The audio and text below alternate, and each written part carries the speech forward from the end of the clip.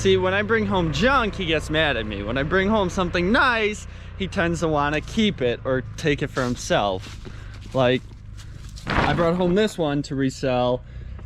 He wanted this one, so I sold his other one, which I kept the profit from that one.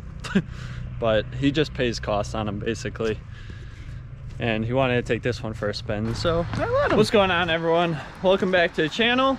If you are a returning subscriber, and if you're not yet subscribed, please do so. I greatly appreciate it. I mentioned in my last video I'm gonna try to obtain parts for this, including a transmission, because what happened with this guy, put a hole in the transmission. This bearing in here like wore out. I don't know how that happens, but I think I have a transmission found and gonna possibly either get it tonight or tomorrow at some point. And trying to get other miscellaneous parts like the rear fender here. This side was completely missing. The footwell here is busted, so I want to get a new footwell, rear fender, but these are hard to find because it's a 6x6. However, I'm pretty sure it's the exact same thing from a regular Sportsman. And if that's the case, I can just slice the back off of it and it'll be fine. So I need transmission, the fender, footwell, and this little like fender flare thing.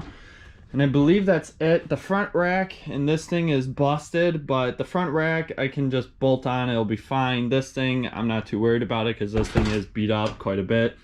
But the next thing I want to check is the starter here, because the starter spins, but it doesn't seem like it's engaging. So I want to take this cover off and check to see if it's missing a gear or something. This way when I go and pick up the transmission, maybe I can get this gear. So we got to take off all these 8mm bolts and take this case off and see what's going on in here. Otherwise, I'm pretty sure that's all the parts that we're missing. And the rear brakes need to be bled or something because they're not working and they're not seized up.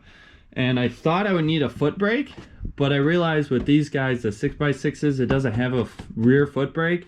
So they just, like I said, it's from the dump bed forward, it's just a regular Sportsman 500 for the most part.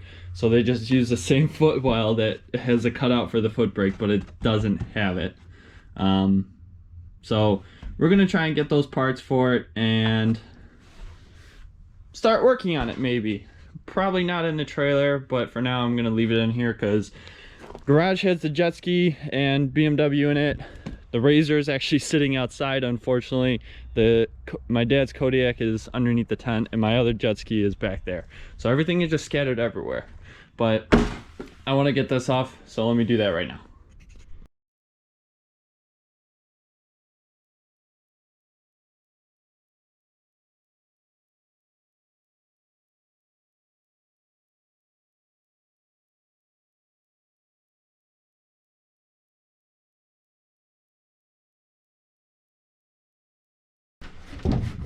Well, I don't see any more bolts. Whoever put this on really glued it on for some odd reason when it should just be the pull start. No oil and stuff should be in here technically, but let me try and get something like a screwdriver or something to pop in there.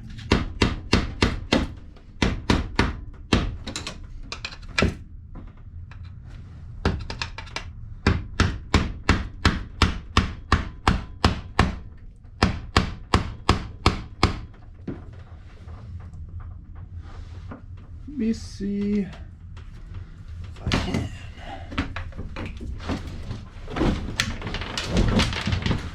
It's not an easy task when you're doing it in a small confined space of a trailer. Just saying.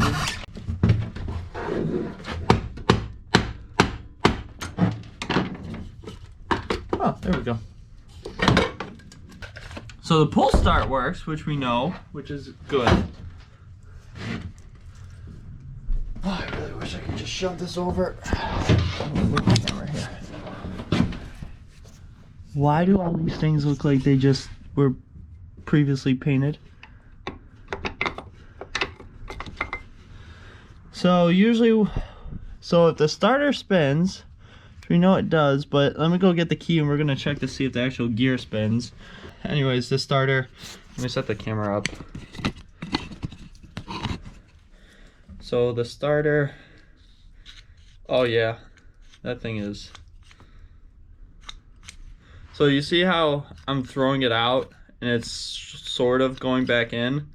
This thing should go out and like immediately go back in like this. It should just go boop, boop, boop, boop. Very technical on this channel. I am a backwoods or shade tree mechanic, as my one neighbor put it. That's about all we are.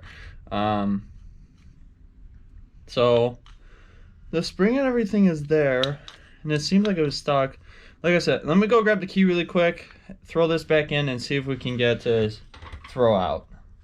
Because it's, I forgot what it's like, a throw out spring, or not a throw out bearing. That's in a clutch for a car. Anyways, let me grab the key. All right, got the key. I got so many freaking keys. I got the jet ski keys. I got the Razor key, this key, the Kodiak key. Okay, so key in. So this thing only has 1,800 hours on it, which is fairly good, but I don't know how many miles are on it. So, well, it shot out. And I just got stuck. Let me crank this back. Okay, so it shot out, which is good. Let me put the case put a couple bolts in just to hold it. Doesn't need much. Just one there. Put one at the bottom somewhere here if I can find it. Find the hole. Get in the hole, ball. Just go home. Yeah, I quote movies randomly a lot, quite a bit. That's what I do. Okay, let's try this again. Oh. Hey, it works. So that starter, honestly, I was afraid because it looked like somebody was in here before. So what I was afraid was somebody had opened this up.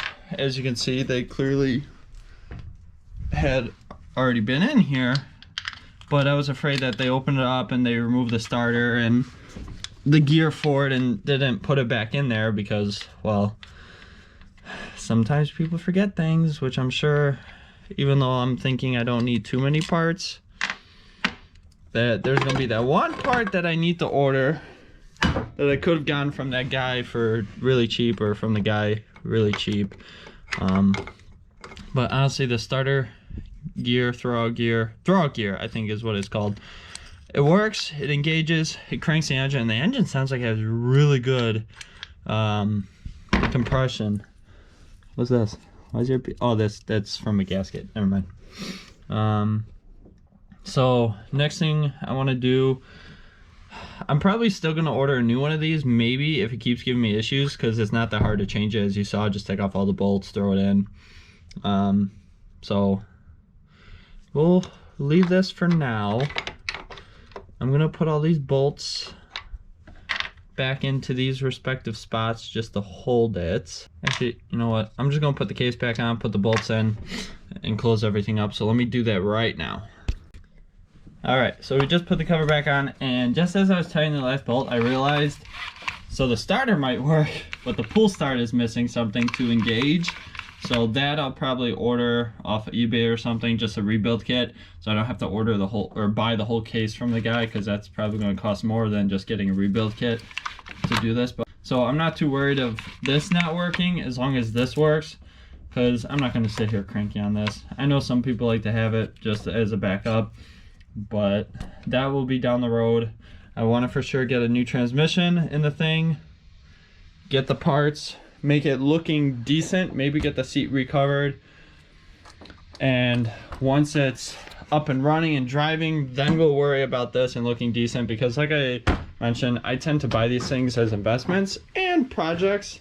So I like to buy them, fix them up, clean them up, sell them, make a little off of it, because yeah, it doesn't hurt to make a little money from a little hard work. And it's a way of me having a hobby, because this way I get to own four-wheelers, drive them, have my fun with them, but sell them and not feel bad about spending that money on them. And I'm able to do this because I learned mechanics and how to work on these things, and so I use that knowledge. But so let me finish up my list here. I think those are the main things. I just need this, and that. Let me message the guy, see if he has those parts, how much he wants for them, and if anything, we might go pick them up today. This way we'll get the video out tomorrow. So I will catch you all in a little bit. Glad we got this started figured out. Alright, so it's later in the day. I made another video earlier, the one about the key fob. I'll probably link it up above, either earlier or right now, I don't know. Anyways, so we're on our way to Wisconsin, actually. So it's about an hour and a half, 2 hour drive for me, hour 45. And it's not like I just took a road trip to New York or anything this week, which I did. So anyways, I'm gonna go get the transmission, a fender, and the footwell. I'm pretty sure that's all I'm gonna need for this four-wheeler, just to get it like looking decent and running. Because engine sounds healthy, shouldn't be too much. The radiator, all that is there. Exhaust is all there. So I'm gonna go get the parts now, pick them up, and then I will probably catch you guys the next day when there's light out. I'll show you the parts and maybe take the four-wheeler out of the trailer. Anyways, I will catch you when there is sunlight. All right, so it's the next day, and as you can tell, it snowed overnight. Not too much, but got the new transmission. It got covered in snow, but I'm not too worried about that because I do want to clean it up before we put it in the 6x6, because that's the old transmission. I brought it with me just to compare things and make sure it's all the same. The guy told me I might have to change the sensors, which they do look like they're a little bit different between the two. No big deal. And I might have to change this shaft, which is just a few bolts right here. Again, the snow's kind of in the way. And so yeah, and we got a rear fender, a footwell. And the rear fender is just from a regular Polaris Sportsman 500.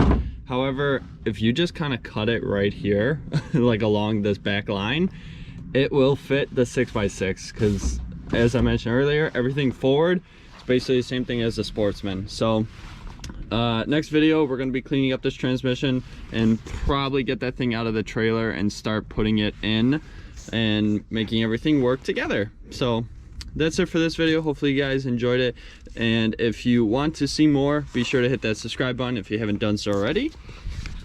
And as always, I will catch you guys later. Bye.